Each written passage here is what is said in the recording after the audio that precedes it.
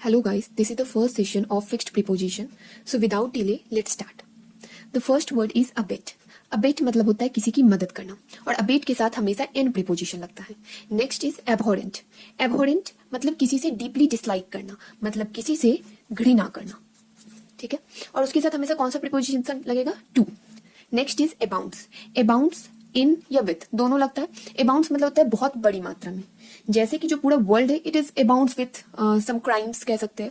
सो इस तरह यूज कर सकते हैं. Next is abstain.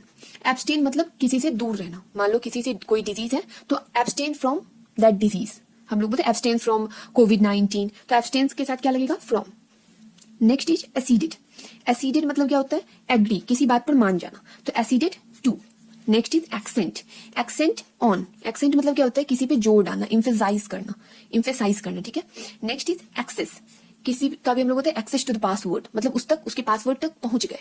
ठीक है, तो एक्सेस क्या हो गया? एक्सेस के साथ टू लगता है, उसका मतलब हो गया रीच, पहुंच जाना. एकॉर्ड. एकॉर्ड मतलब कोई भी एग्रीमेंट, यानी एकॉर्ड विथ. एकॉर्ड के साथ क्या लगेगा? विथ लगेगा, और एकॉर्ड का मतलब होता है agreement. Abide by. Abide by it is very common. Abide by मतलब किसी की बात मानना, उसका अनुसरण करना, ओबे करना. Account of. अकाउंट ऑफ मतलब कोई भी चीज का डिस्क्रिप्शन देना. ठीक है, तो अकाउंट ऑफ. और अकाउंटेबल. अकाउंटेबल हम लोग होते हैं जैसे कोई भी चीज के लिए रिस्पॉन्सिबल हो जाते हैं, तो वहां पे होता है accountable to. I am accountable to something या समवन, मतलब उस चीज के लिए या उस व्यक्ति के लिए रिस्पॉन्सिबल है. Next is accusing. ठीक है, एक्यूजिंग. एक्यूजिंग मतलब होता है किसी पे कोई चार्ज लगाना है, उस पर हमने एक्यूज किया. ठीक है, तो एक्यूज के साथ क्या लगता है? एक्यूजिंग के साथ ऑफ. ठीक है.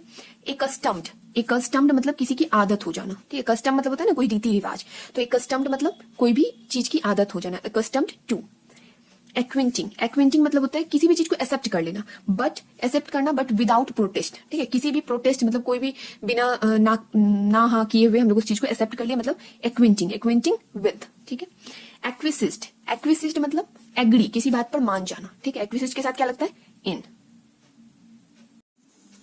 इसी प्रीपोजिशन को कुछ स्टोरी फॉर्म में है, जैसे there are many in this world who do not indulge in the crime. मतलब बहुत सारे लोग हैं जो कि क्राइम में इंडल्ज नहीं हुए हैं, मतलब इन्वॉल्व नहीं है, but they do not consider it an offence to aid and abet criminals in their crime. लेकिन वो इसे ऑफेंस यानी इसे गलती नहीं मानते अगर वो क्रिमिनल्स की हेल्प करते हैं किसी क्राइम को करने में. This practice is abhorrent to the moralist. ये जो प्रथा है या फिर ये जो तरीका है नैतिकतावाद के खिलाफ है, मतलब घृणा, नैतिकतावाद के विरुद्ध है, घृणित है. If you can not abide या abide by the rules, abide by the rules, you are committing an offence. अगर आप जो रूल्स है, ये जो मॉरल्स है उसके अनुसार नहीं चलते हैं तो आपने एक ऑफेंस किया है. You must have the ability to restrain yourself from playing any sort of roles in the crime. आपको आप में ये एबिलिटी होनी चाहिए कि किसी भी तरह की क्राइम्स में अपना जो एक रोल है उसको अदा करने से खुद को रोके. At times one wonders why the world abounds in या with crime. एक समय था, मतलब लोग वंडर हो रहे हैं कि कैसे पूरे वर्ल्ड में, पूरे दुनिया में everything is like students are absent from the class only to commit a robbery somewhere. Students यानी जो छात्र है वो सिर्फ क्लास से बंक मार रहे हैं, क्लास को छोड़ रहे हैं कहीं पे चोरी या लूटपाट करने के लिए. Since no government pays attention to this issue, चूंकि कोई भी गवर्नमेंट अटेंशन नहीं यानी कि अपनी ध्यान नहीं दे रही इश्यूज को लेकर, I abstain from voting any of them. इसीलिए मैंने क्या किया? एब्सटेन फ्रॉम मतलब मैंने खुद को दूर रख लिया है किसी भी नेता को वोट देने से. This time however I acceded to the request of one of the parties. इस समय मैं मान गई हूँ किसी एक पार्टी के रिक्वेस्ट को. The party's accent was on eradicating corruption. Party का जो जोर था वो इस बात पर था कि वो करप्शन को खत्म करेंगे. I first came to know of this because I had access to the party's manifesto. मैं सबसे पहले इस बात पे आई क्योंकि मुझे पार्टी की जो मैनिफेस्टो है, मतलब वहां का जो घोषणा पत्र, मैनिफेस्टो मतलब घोषणा पत्र है, वह मेरे तक पहुंचा. But I doubted if the party members themselves were in accord with one another on this issue. लेकिन मुझे डाउट है कि जो पार्टी मेंबर है वो इस एग्रीमेंट पर, इस इशू पर फिर काम करेंगे या फिर नहीं करेंगे. I shall now give you an account of what happened on the election day.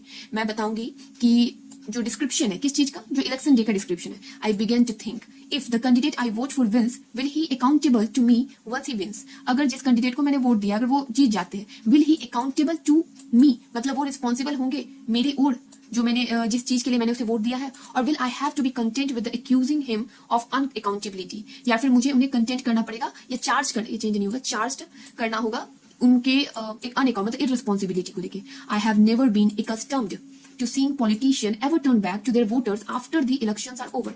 मैंने कभी नहीं देखा है मैंने कभी नहीं देखा है कि जो इलेक्शन अगर लोग जीत या कोई भी नेता जीत जाते हैं तो वो दोबारा पीछे मुड़ के देखते हैं वोटर्स की तरफ. So I took to acquainting my fellow citizens with these fact. तो जो एक्वेंटिंग मतलब जो मेरे मानने वाले थे उन सिटीजन्स को मैंने I took to my fellow citizen with this, इन फैक्ट से उन्हें अवगत करवाया, इन फैक्ट से उन्हें बताया जो मेरे मानने वाले थे. All of them acquiesced in the proposal to not cast their vote. सारे लोग इस बात के लिए एग्री हो गए, एक्विस्ड इन द प्रपोजल, किस प्रपोजल को लेकर कि वोट नहीं दिया जाए. Thank you so much.